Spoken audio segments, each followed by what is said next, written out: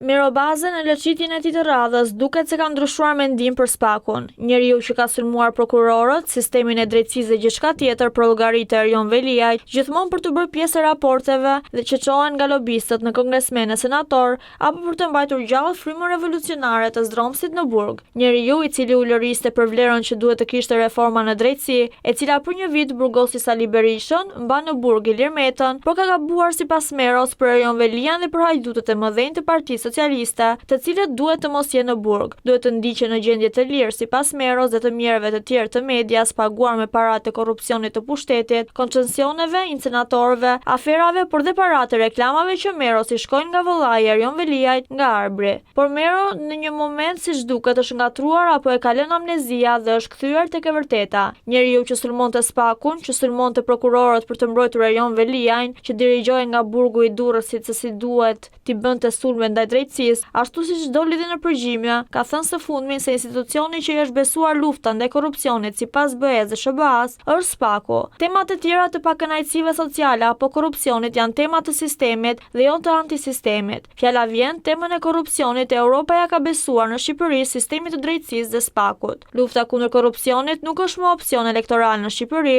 por është luftë institucionale përmes drejtësisë së re, me të meta e pa të meta, me teprime, me represion apo me vendosshmëri, pra me gjithë të mira dhe të këqijat e saj. Kjo betejë nuk i besohet më politikës, por Spakut dhe gjykatave. Kjo çështje është e mbyllur dhe nuk ka nevojë të ketë parti të Spakut apo parti anti-Spak, se as i prishin punë Spakut as i ndreqin, shkruan Mirobaze. E ka pranuar që Spaku ka mbështetjen e ndërkombëtarëve dhe është institucioni që është mbështetur, i është dhënë shpata që të luftojë korrupsionin. Pra betejën kundër korrupsionit duhet ta bëjë Spaku dhe këtë se bëjnë dot partitë dhe lindes ndonjë parti e re në protestë, thot Mero, nuk e bën dot betejën ndaj korrupsionit. Këtë ja kanë dhënë Spakut dhe Spaku duhet ta bëjë. Pra sipas Meros, ndërkombëtarët, pra SBA-ja dhe BE-ja, ja kanë dhënë Spakut luftën kundër korrupsionit dhe në këtë luftë ndaj korrupsionit është arrestuar dhe Erion Veliaj. Por për Meron, arrestimi i Veliajt është gabim, se merr lekët, kurse kur e lë amnezia dhe harron lekët e kthehet tek e vërteta, na shkruan atë paragrafin e mësipërm ku na tregon se sa vlerë ka Spaku dhe për çfarë është ky institucion.